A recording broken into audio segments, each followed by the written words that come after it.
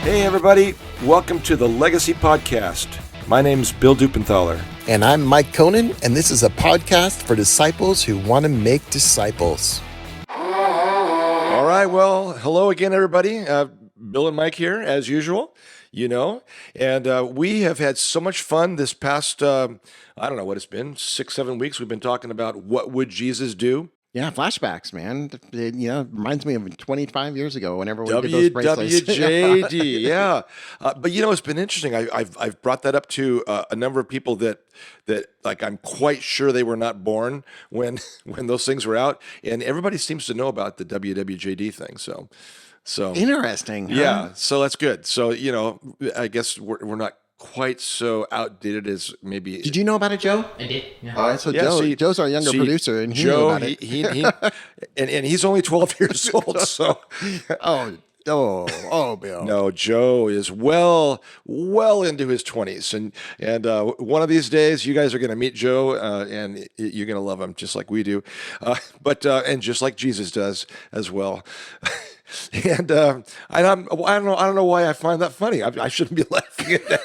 Jesus does love Joe.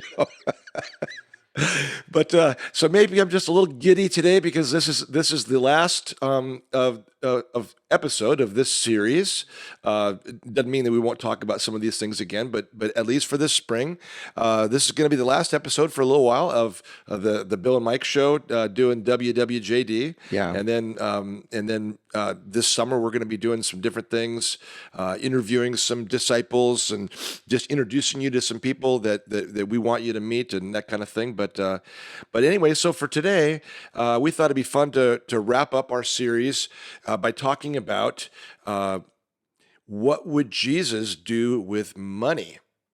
Well, it seems like we've covered, frankly, all the tough topics, sexual immorality or whether it's marriage, divorce. I mean, we've covered so many different things, church, but we've covered all these different topics. But I think that we may have saved the most sensitive one for last. What do you think? Money might be the most sensitive topic for Christians. Yeah, and maybe the title of this episode might be, Would Jesus Own a Ferrari? I like that. In fact, that's how I saved the file. Isn't that funny? Yeah. Would Jesus own a Ferrari? You think Jesus would own a Ferrari, Bill? If so, which one?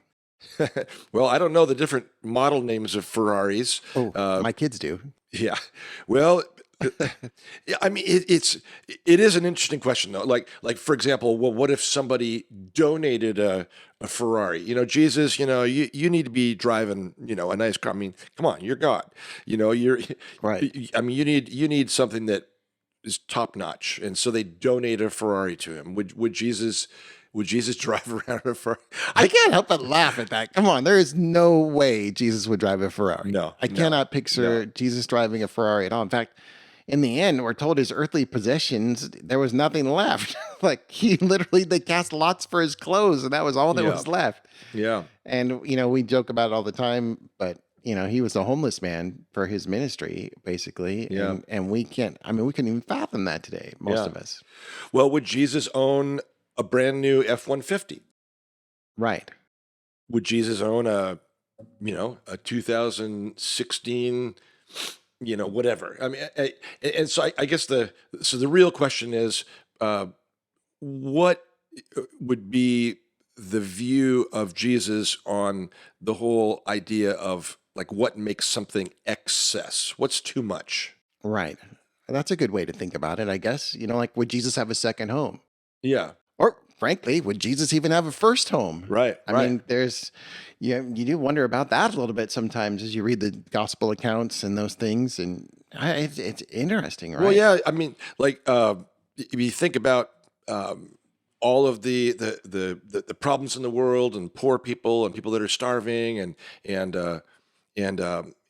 here we are in our Western culture and certainly in our little corner of the United States where we live in nice homes and we have nice things and we could certainly get by on less and give more away, Right. and should we? And ministry support too, by people who are sharing the gospel like we are. Right. People who are pastoring in, places where they can't afford to pay them. And yet, we sit here in a $1 million plus home, and there's certainly are all kinds of them around. I mean, ours wasn't that now, but with all the craziness, it might be. But it is. It's that moment where you think, "Wow, how did we get to this place?" But then I think, okay, I know the answer. Would Jesus drive a Ferrari? But then I wonder, what do you think about would David drive a Ferrari? Well, David in the Bible, Yeah, King David. yeah, I'm pretty sure that if Ferraris existed in those days, he would have. I think so too. And I think he probably had more than one home. Well, and that's I kind of a given. He actually had, so many wives and concubines, even not as many as his son did, but that he had different places, homes for them. And it's like, then Solomon, we know, would have a fleet of Ferraris, right? So, I mean, Golden Ferraris. golden Ferraris, I love it. And even Abraham, think of Abraham, and he had excess, and he had all this flock and all this. He had his own brand of wealth, Right. and again, he was a little bit more like Jesus in the sense he didn't have a home per se until he landed somewhere. But even when he landed in this place there was an abundance, and so the Bible is not black or white on this. Jesus's example was not followed by very many of the leaders of the Old Right. Testament. So I don't think that there's this sense where, well, if we were to do what Jesus did, none of us would have a car, none of us would have a home. I don't think that's exactly where we would go. But maybe what we can do is just talk about, well, what does the Bible say about money in general? Yeah. Like how are we supposed to do it? What are we supposed to do with it? Because that's the real question: is what are we supposed to do? Right. Yeah. Well, just as you were talking, and this isn't in our notes, and whenever I say "and this isn't in our notes," then Mike always looks at me like, "Oh, great, what's coming now?" I know. I like it. It's like a freebie. Yeah, but Grandpa Bill's story time. I like it. no, I thought about Jesus' interaction with the rich young ruler. Yeah. And here was a guy that was very wealthy, and had obviously a position of influence, and he came to Jesus, and what must I do to inherit eternal life? And you can read the story in the Bible, but at the end of the story, Jesus says, you know, the biggest thing is your wealth is way too important to you, and that's you're putting that ahead of everything else. And so if you really want to follow me, you need to let go of that, and in fact, sell everything you have, give it to the poor, and then come follow me. And You're saying it much more kindly than Jesus did, though. Right, Frankly, right. Jesus just told him, "Well, one thing you lack, go and sell everything and give it to the poor and follow me." Yeah, yeah. But I mean, I think that was the essence of the message was that for this guy, his wealth was, preventing him Keeping him from following Jesus. So Yeah. to think about that passage, I don't think was making a statement for all time that anyone that wants to follow Jesus has to sell everything they have and give it to the poor. But for that guy, they did. But for some people, they probably do. Right, right, Right? right. Today, there's somebody listening to this podcast, even likely that this is something the Lord's going to stir in you. Like you need to completely reprioritize. Yes. Well, when I was in high Yeah. school, I was a swimmer, and I started following Jesus. And about a year later, I was on a hiking trip actually with Young Life up in the Canadian mountains by their Camp Malibu, and the Lord spoke to me really clearly. It was one of the first times I really remember clearly hearing from the Lord, and the message essentially was, you need to stop swimming. I remember you. Yeah. And it's like, what? And it was just like the rich young ruler. The message was, swimming is too important to you. That you put that ahead of everything. And so again, not a statement for all time that sports are bad or even that swimming's bad, but for you, you need to choose, do you want to serve me or do you want to swim? Yeah. And I did. I went back home and I quit swimming that year. Well, You know? honestly, that was the one podcast we didn't do that we talked about doing was would Jesus have his kids do youth sports? And maybe we'll circle back to that one. Well, Yeah. let's dig into this money thing a little bit more. And both of us agree that it all starts with one simple principle, and that's this: it's all God's. Everything on the earth is Right. God's, and we are His stewards. We're the ones who get to are entrusted with God's stuff. And here's some verses that just because we talked about this from the beginning. If we're going to follow Jesus, we got to follow the scripture, because that's where we learn about the Lord's plan and path. And if Yeah. we got to have our base there, What right? would Jesus do? Well, what does the scripture say? Right. So these are some verses that you can hold on to. There's other ones too, but these are some ones that I think stood out to us. The earth is the Lord's and everything in it, the whole world and all who live in it, according to Psalm 24. The silver is mine and the gold is mine, declares the Lord in Haggai 2:8. And the last one is, remember the Lord your God, for it is he who gives you the ability to produce wealth. And this is Deuteronomy 8:18. I love that one's in there, because people often will say, well, I earned that money. I'm the one who put it together. And I love that that's in the scriptures too. They say, well, whether you've gotten it through inheritance, whether you've gotten it through a miraculous deal that came together, or whether you quote unquote earned it, the Lord's the one who gave you those opportunities and that ability to do those things. So whatever you have, it's come through the hand of the Lord, and it belongs to the Lord. And that's one of the things I think that was a big teaching moment for me when it came to money, was my money is not my money. And I've heard people teach that, that 10% of your money belongs to the Lord, the tithe. And this isn't a message on tithing. Both of us believe in tithing. And then another 90% you could do with it what you want. And that was kind of how I was taught when I was raised. And then somebody really challenged me and said, no, that's actually not what the Bible says. It says it's all 100%, and 10% is supposed to go, and again, to the Lord's work. And, whether it's the local church or other ministries, we can have a debate on, but and then the other 90% you're also supposed to be doing for the Lord's purposes, for the glory of God. And it's not just yours to buy Ferraris with, and again, if you own a Ferrari, we would like to drive it, frankly, but we're not condemning you. But it's just an example of an extreme, luxury. And so, anyway. But yeah, and again, like you said, this is not an episode to talk about tithing, but it is funny when you talk to people and they say, well, that's an Old Testament principle, and we're no longer bound by the Old Testament law, and so 10%, we don't have to worry about giving 10% anymore, and the answer is right, because Jesus said, we'll give 100%. Yeah. And then he's like, oh, well, maybe I like the Old Testament method a little bit better. 10%. 10% is okay. Well, Randy Alcorn, whose book, The Treasure Principle, I'm going to reference a lot, and we're going to talk about a lot of different quotes from there, just because I think it's the best book on money there is. I've read some other ones, but boy, it is really good. He talks about tithing as a training wheel. So you start with tithing, like everybody should be tithing. And if 10%. Yeah, 10%. Tithe literally means 1/10. And so after that, you're supposed to be giving more. I don't like to supposed to people. I'm more like to should on people. But the idea being that that's just where you start. And then the Lord gives you more and expects more. And we'll talk more about that later. But there's this idea, though, that I think that the minimum is the tithe, right? Right. But it's the whole idea of generosity, So, but let's talk about this whole idea of us being the stewards of what God's given us. Right. Again, this is a podcast about discipleship. Yeah. And so as disciples who want to make disciples, and part of discipleship, it means being generous and giving and having the ability to do that and teaching other people to do that. Well, if you don't have any money, you can't be generous. If you're drowning in debt, you can't be generous. If you're stressed all the time about money, A retirement or whatever. or retirement, and can I afford, then you're not going to be.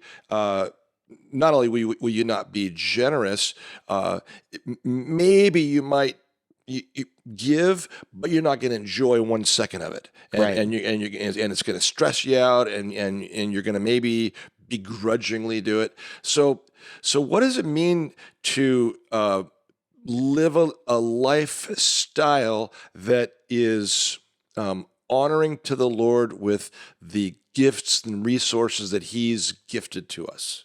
Right. As I'm hearing you talk there, I'm thinking about, well, do you own your money or does your money own you? And again, we know God owns the money, but it just from that, and the way that we've talked about it is, if you're accruing a whole bunch of debt, you're money begins to own you after a while. And all of a sudden, you've got to make all these payments and you've got to do all these things. And it puts you, like you said, on that path where, man, I couldn't even think about what you're talking about being generous and whatever God would have for us. And we'll talk about Yeah, that later. yeah, But we're just trying to make it through the month. yeah, and a lot of people live that way, and we've talked too about God does want us to be responsible with our money. It doesn't mean you have to give it all away per se. There is a place for, investing. There's a place for being wise and not running up lots of debt and saving. And we try to teach our kids to save a little bit. They all have savings accounts and they have jobs, and we're expecting them to put some money towards it. And it is a good practice, and the Bible talks about it in Proverbs and in other places too. At the same time, we'll talk about it in a second. There are some dangers when we get too wrapped up in that stuff. Yeah, yeah. Well, and again, this is not an episode to talk about money management. Exactly. But both of us would really highly recommend Dave Ramsey and Yeah. read any of his stuff. And he's got just some fantastic books and things that talk about money management and that kind of thing.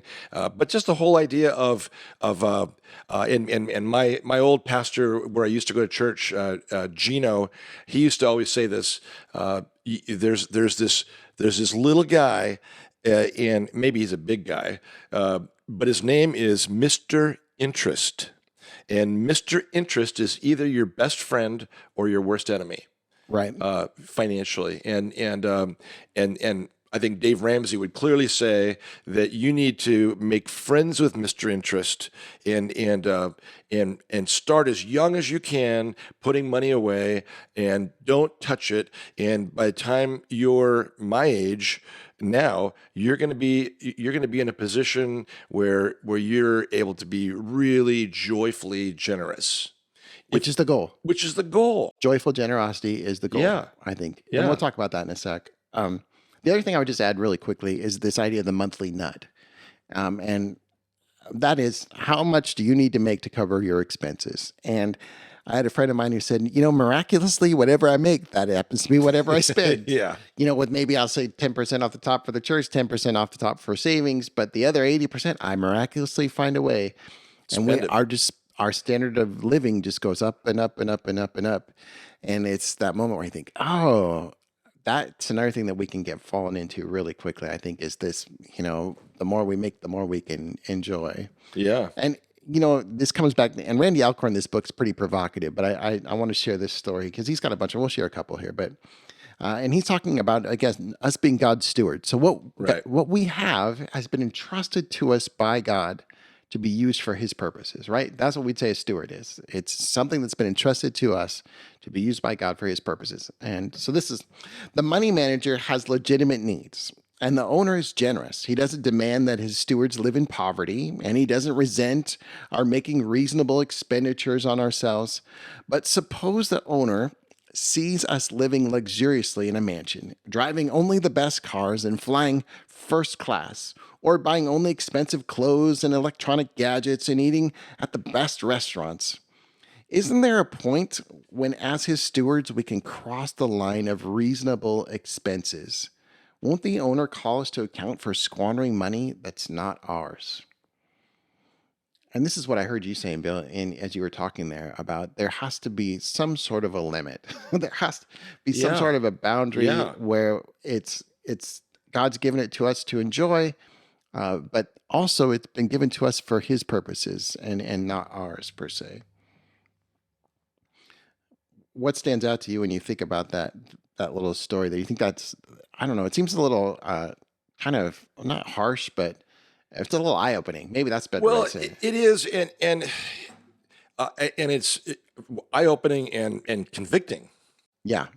Because, and again, and people always like to have like a rule and like just give me a rule, like I just tell me where the line is.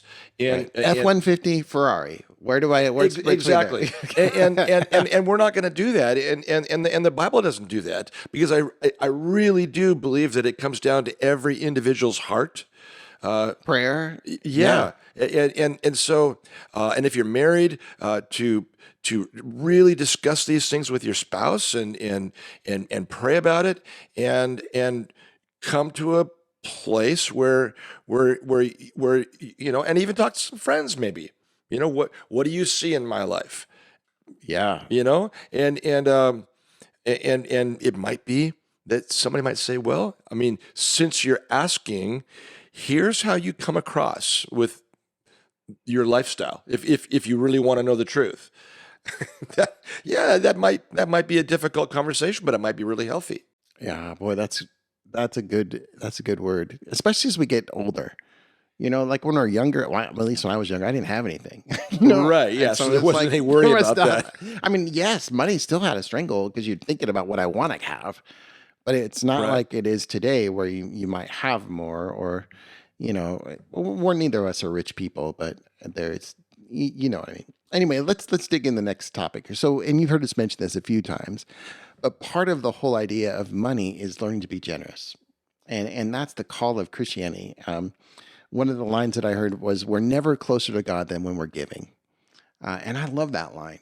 Never closer to the heart of God than when we are giving generously. And I think there's so much truth to that. When we think of the gospel, it's God gave his son for us. And in fact, we have this line here from 2 Corinthians. It's such a good one. Now, he who supplies seed to the sower and bread for food will also supply and increase your store of seed and will enlarge the harvest of your righteousness. In other words, God supplies, and God is always faithful to us in supplying what we need. And you and I have experienced that in our lives, and we could tell lots of stories, inspiring stories about. I mean, I've had checks come in the mail when I'm like ready to quit, and there comes this $500 check, and you're like, okay, Lord, thank you. I needed that. Oh And then yeah. the next line says this, though. It says, now he who supplies seed to the sower and bread for food will supply and increase your store of seed and will enlarge the harvest of your righteousness so that you may be rich in every way and store up for yourselves more and more and more and more and more stuff so that every generation after you and your family can have more and more and more and more stuff, right? That's what it says, What doesn't verse is that again? it? Is that what your version says? No. It says something different, doesn't it? What does it say instead?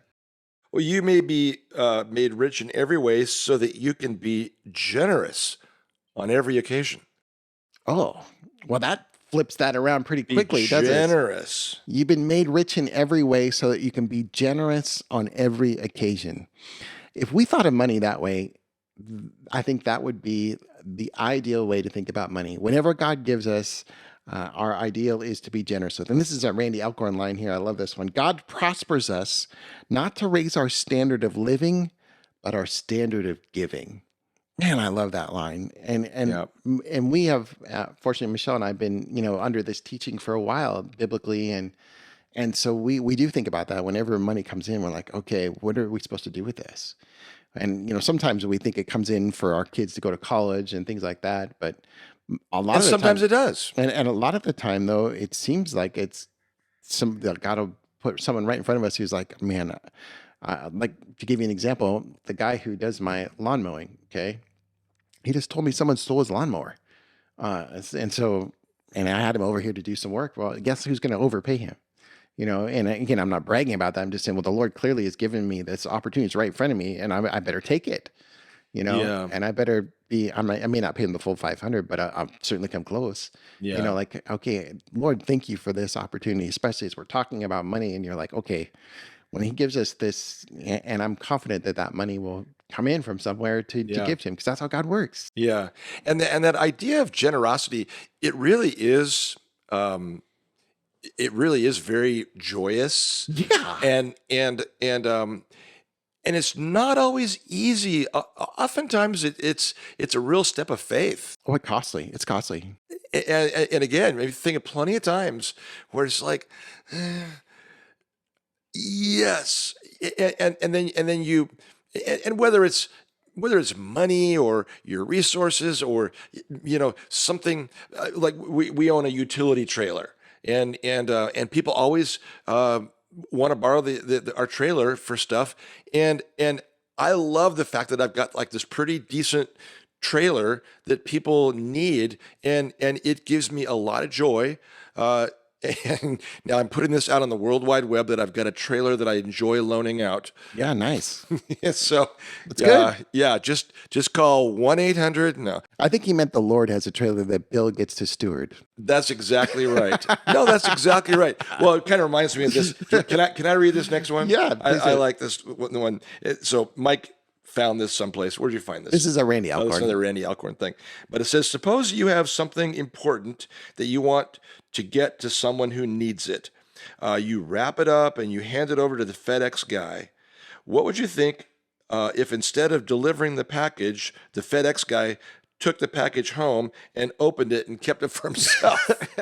Like, oh, this is pretty cool. I could actually use this. It's like, no, you're the FedEx guy.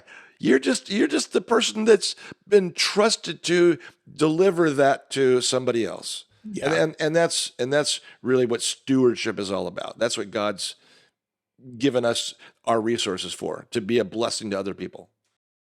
I think the more that you grow in your faith and the more that you grow in your stewardship, the more that becomes the truth. Yeah. We are FedEx men, that and women, but that's our job. The Lord gives us something so that we can give it to somebody else. And I've been blessed by that, and I've been a blessing to others in that way. And I'll tell you, there's joy on both sides, the receiving and the giving. Probably more on the giving than the receiving, frankly. Well, yeah. So, I mean, this is another little example. A good friend of ours donated a bunch of really, really nice wine from his wine cellar to help us with a fundraiser that we did a couple of years ago, and we still have some of that wine left over in our basement that we use for different things. Well, we had a going away party this last week for one of our neighbors across the street, and I said, hey, come on down in my basement. I want you to look at what I've got down here. And I showed him some of this wine that had been given to, not given to me, but given to Legacy for us to use for different things.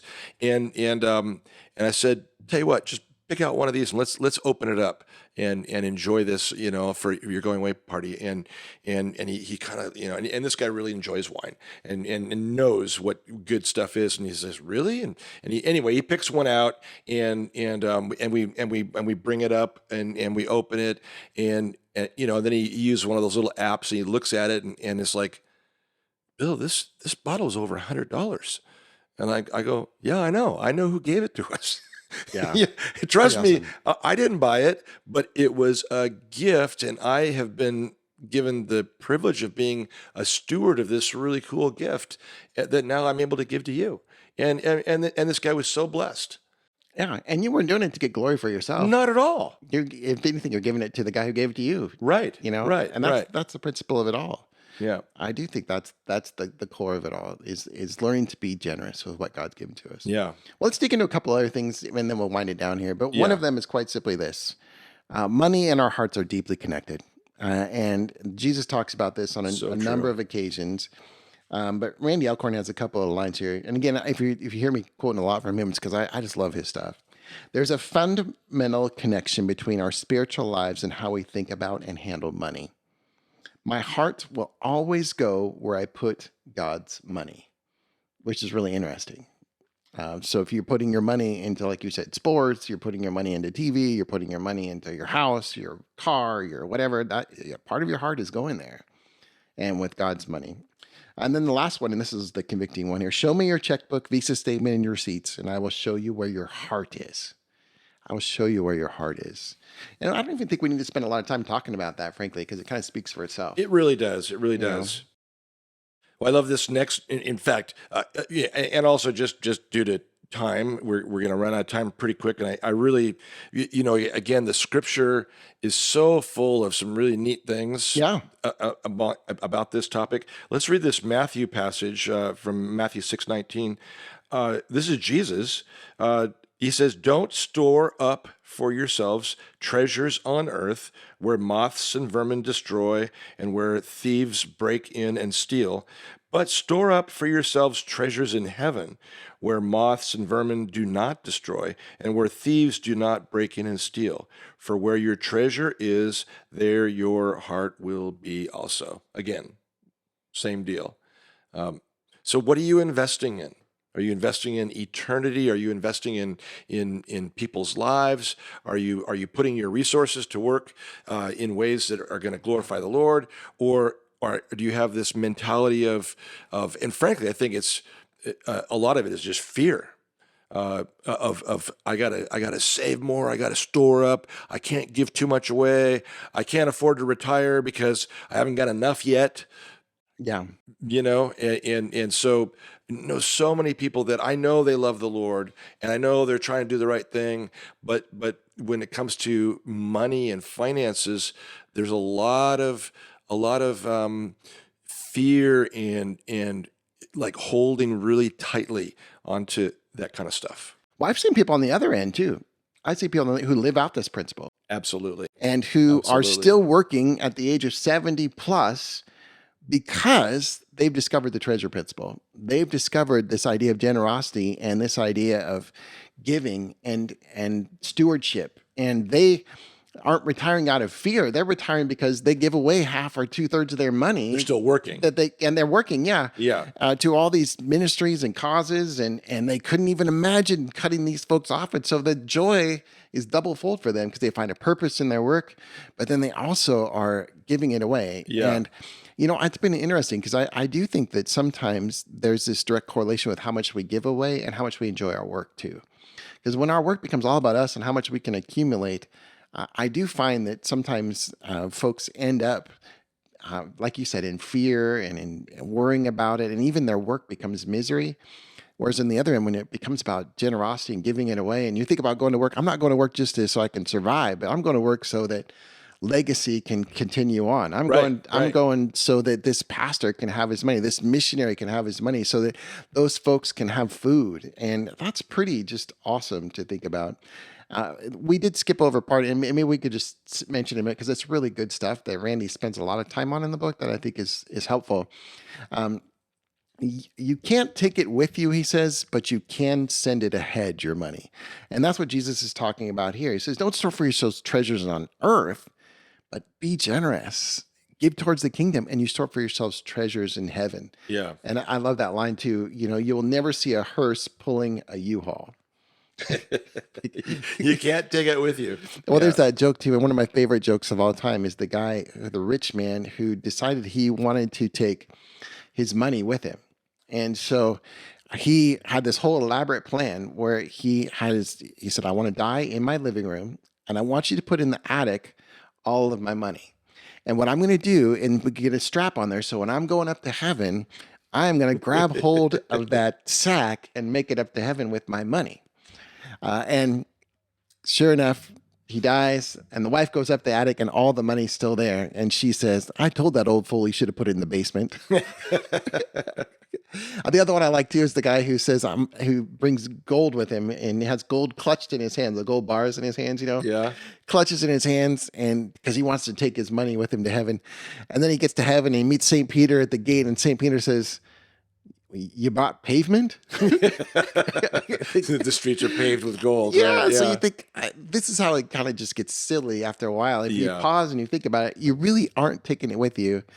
Howard Hughes' attorney is famous. He was asked, well, how much of Howard Hughes' money did he leave behind? And the attorney says, all of it. All of it. That's right. It's like That's right. Anyway, we could go on, but we can send it ahead. And I think it's such Yeah. a good thing to think about. But really and we do need to wrap up, but the key thing is that money can be something that is so blessed and so useful, and it can be something that is so evil and so hurtful. Yeah. And I guess We have to talk about it, right? well, The hard part? this verse from First Timothy really says it all. It says, "Money is the root of all evil." Oh, wait. I It think doesn't say money is the root of all evil, does it? mine doesn't. Mine doesn't. You have one of those special Bibles, I think. Yeah. No, I think that's a misconception that people think they listen to people like us. We start talking about all this stuff, and they think, oh yeah. So the bottom line is, you're trying to say, for Christians, money's bad. Being wealthy is bad, and that's not what the Bible says. And Paul, obviously, in this passage, he says it's the love of money that is the root of all evil. Yeah. And when money becomes the thing that you put your trust in, it becomes the root of all evil. Money is really good, but money does not make a good God. Well, the rest of the line is pretty good too. It says, the love of money is the root of all kinds of evil. Some people eager for money have wandered from the faith and pierced themselves with many griefs. Oh, and we've both seen it happen so many Yeah. times. Yeah. People end up walking away from their faith because they become absolutely obsessed with, either obsessed with wealth, or full of fear about it. Well, and just to add on to that, Hebrews says this: keep your lives free from the love of money and be content with what you have, because God has said, never will I leave you or forsake you. Yeah, And I think that's the bottom line, that when we've seen people who've gone into this struggle with money, they're trying to find security. They're trying to find a status. They're trying to find a place where they feel like they belong and are important. And our world does do that. Our world does treat people who have money differently. We treat people who have money differently. Whether we want to or not, we do. yeah, That's just part of how it is. And if people know we have money, they treat us different than if people know we don't have money. It is part of it. But the key part here that's really interesting is this contentment piece. yeah, We are called to find contentment. And if you have a love for money and you think money will make you happy or get you the status that you want or find that security that you crave if you're older, especially, but along the way, all the way along the way, it's not going to work for you. No, money is not a good God. No, it's not. And it's going to have the Not at opposite all. effect, isn't it? Yeah, yeah. There's a lot more we could say on this subject. So let's circle back, Bill. What would Jesus do with money? What's your thought? Would Jesus own a Ferrari? I don't think Jesus would own a Ferrari, but I don't think Jesus would condemn somebody that owned a Ferrari if their heart was in the right place. Right. And I think that's the bottom line. Is I love the way Paul put it. He said in Philippians, there have been times when I've had a lot, and there have been times when I haven't had anything, and I've learned to be content in every and all circumstance because I've learned the secret of being content, which is trusting Jesus. Right, because if you get some pointing fingers at somebody, you can really find yourself in trouble. Because Yeah. say a person's like, I don't have a nice house. I live in an apartment, but I have a Ferrari. You invested your money in a house that you thought was going to make you happy. This car is something that I wanted. And all of us have probably something the Lord can look at and say, I'm not sure about that. Where's your heart at with that? Right. So it's a complicated subject, but it seems like the bottom line is, if we were to be honest, if I'm being brutally honest, Jesus would not live like I live. I can't picture it. I can't picture him enjoying all the things that I enjoy as a result of money. And as I live in a community that's a suburb, it's hard for me to picture it. And I'm not saying it isn't true that Jesus wouldn't live here. But what I am saying is, I also think, though, that he honored David. Right. He honored Solomon. He honored Abraham. So maybe Jesus wouldn't live as I live, but it doesn't mean that how we're living or other people are living isn't honoring the Lord. And like Right. you're saying, it all comes down to that heart. Where's your heart? Let us see your checkbook. Yeah. We'll see your heart. Maybe he would live more like Joe, our producer. What would Joe do? WWJD. Yeah. And if you can see Joe, he's laughing right now. Yeah. Anyway, so it's complicated. Any last thoughts on it, though, before we wind it down? No. No. Anyway, both of us do love you. We love Jesus. Yeah. And if we're to be honest, we both, this is a subject we wrestle with too. Absolutely. It's not an easy subject, and we appreciate you guys taking the time to listen. We know this isn't an easy one to listen to. And at the same time, we also think this is part of what we're here for. Talk Yeah. about tough stuff and try to give you some biblical insights and ideas. And we hope that you have been blessed by this. And if so, go to Our True Legacy and check out more there. Become financial partners with us. If you're thinking about, man, I really need to be more generous, this is one great place. We'd love for that generosity to overflow, and our generosity will continue to overflow. And lastly, of course, we're looking for prayer partners, and we love what we do. And we're going to Absolutely. shift gears for the summer. As Bill said, you're going to be hearing some testimonies. And so this will be our last one together for a few months. And it's been fun. And I've enjoyed it. I hope you guys have enjoyed it as well. But let us all be people who are committed to be disciples who make disciples. Amen. Amen.